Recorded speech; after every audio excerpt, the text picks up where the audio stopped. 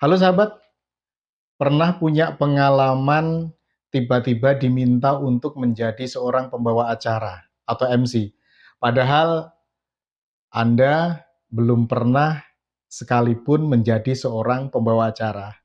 Nah, pasti bingung kan? Kita mau ngapain gitu kan? Apa yang mau harus dilakukan, apa yang harus dipersiapkan gitu. Pasti rasanya nano-nano ya, dagdikduk gitu kan. Tapi kalau saran dari saya, mending diterima deh, ya kan? Karena dari diterima itu, Anda bisa belajar, bisa sambil mencari referensi, tetapi ingat, harus konsekuen, ya. Dan bagaimana sih nanti biar kita bisa menghadapi supaya tidak grogi, atau apa saja yang dilakukan ketika kita pertama kali ditunjuk sebagai seorang MC. Kita simak habis ini. Cus!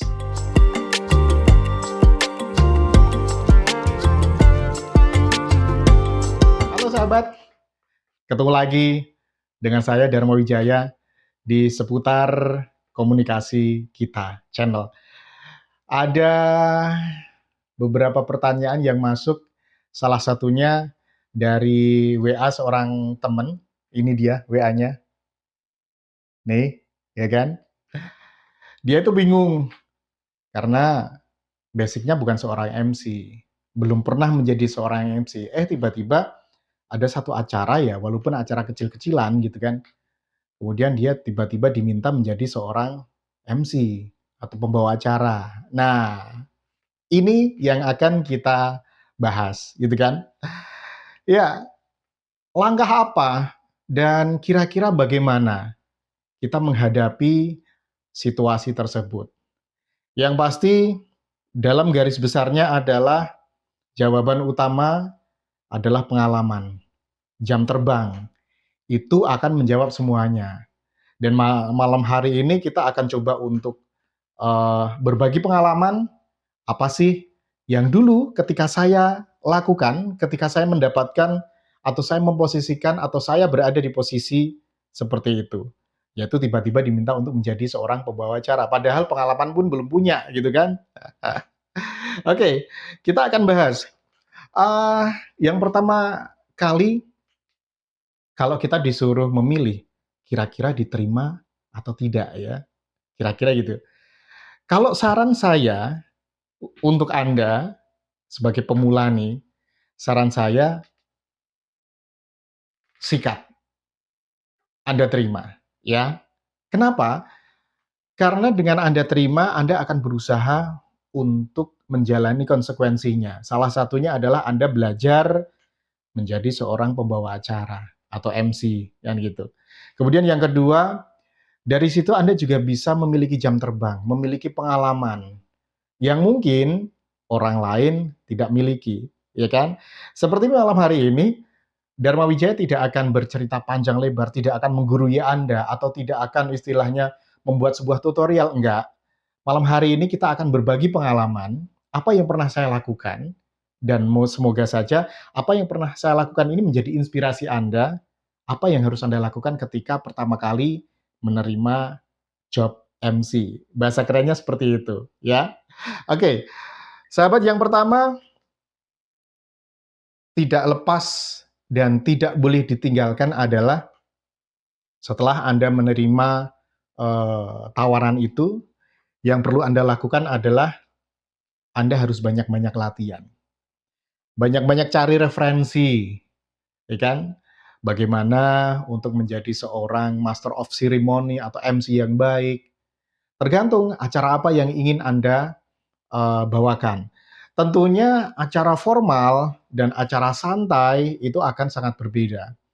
Family gathering dengan upacara-upacara atau acara-acara kedinasan tentunya sangat berbeda.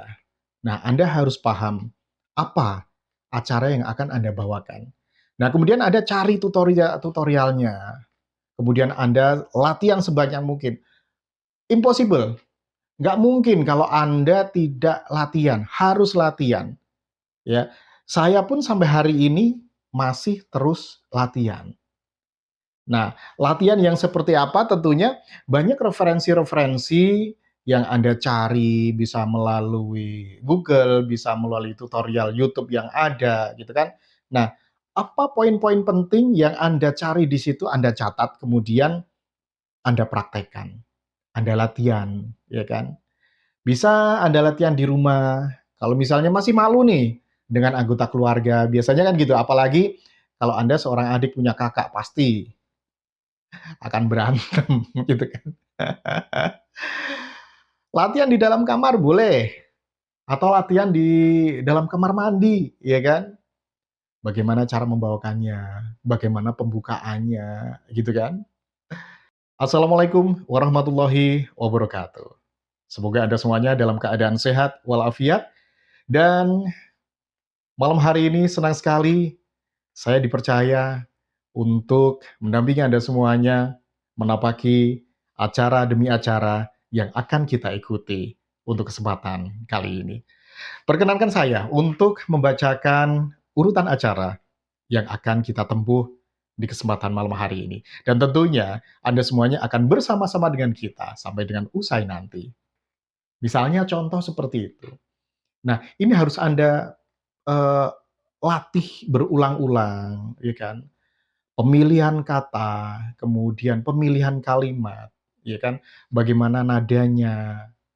Yang terpenting adalah menjaga eh, nafas Anda supaya tidak tersengal-sengal. Karena biasanya kalau pertama kali membawakan sebuah acara, rasa grogi, minder, malu, itu pasti ada.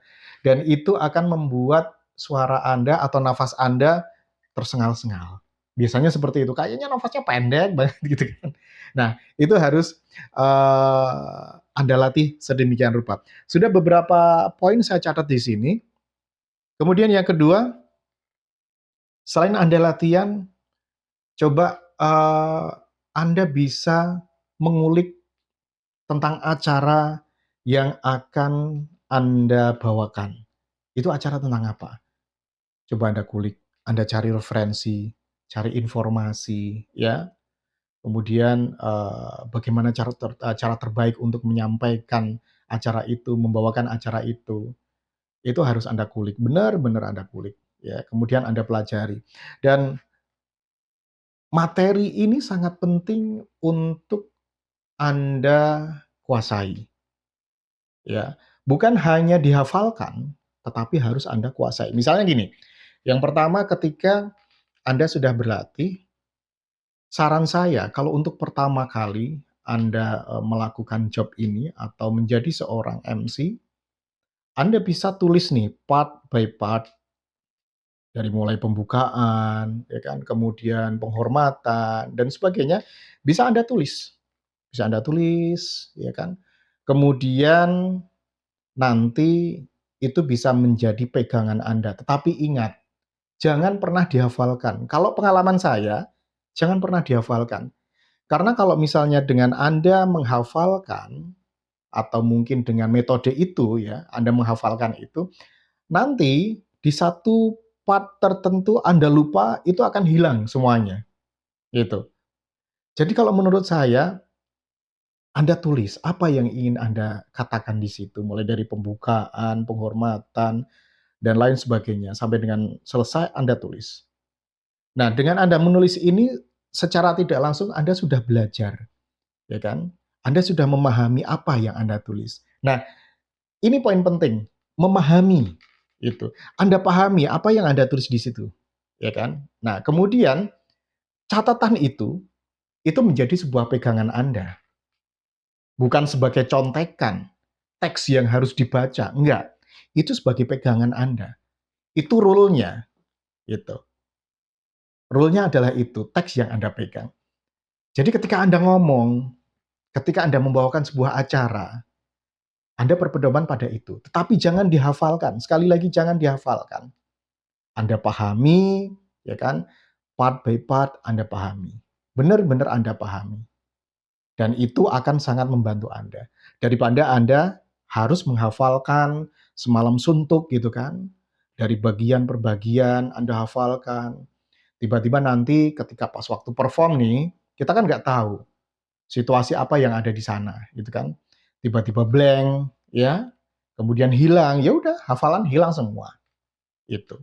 Tapi kalau Anda pahami, Anda bisa mengerti apa yang ingin Anda ucapkan di situ, nah ini sebagai catatan, ini sebagai pegangan Anda ketika Anda blank, Anda mulai lupa apa sih yang ini, bisa Anda tengok sejenak. Di sela-sela misalnya pas waktu ada sambutan, gitu.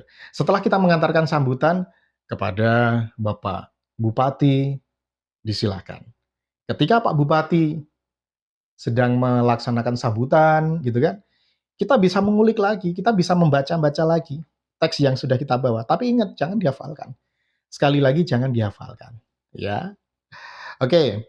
Kemudian eh, ini yang sering terjadi pada teman-teman pemula, terlalu takut doktrin dari diri sendiri. Maksudnya gimana? Maksudnya gini, takut salah, ya kan? Kemudian Eee, karena itu kemudian, nggak apa ya, nggak bisa mengembangkan diri. Jangan. Kalau seorang MC takut salah, iya.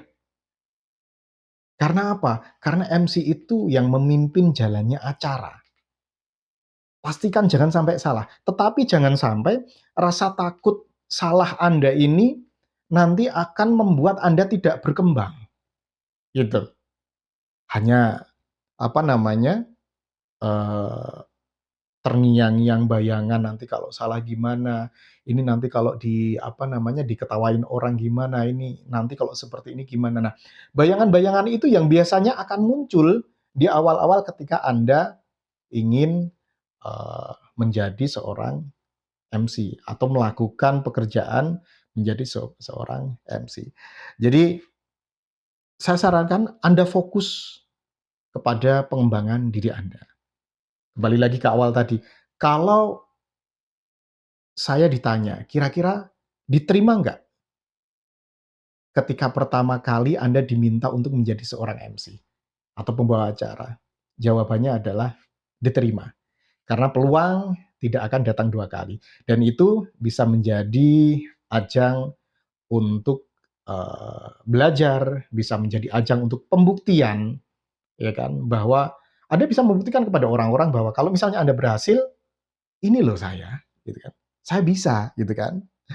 Nah, kemudian selain itu juga tadi jam terbang. Jam terbang itu akan menjawab semuanya. "Mas, eee, aku kok masih ngerasa grogi ya?"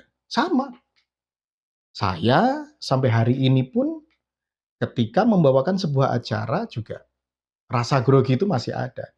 Tapi dengan jam terbang yang tinggi, jam terbang yang sudah sering melakukan kegiatan itu, maka akan timbul antisipasi-antisipasi apa yang harus kita lakukan dalam kondisi ini.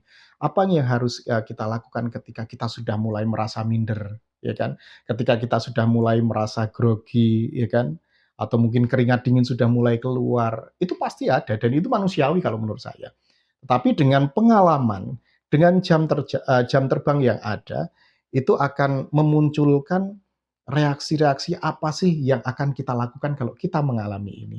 Mungkin kalian, ada pengalaman tersendiri, kira-kira apa yang kalian lakukan ketika pertama kali menerima job MC supaya tidak grogi, supaya tidak minder, apa yang kalian lakukan?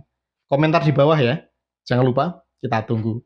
Dan kita kembali lagi di episode berikutnya, masih di seputar komunikasi kita channel bersama saya, Dharma Wijaya.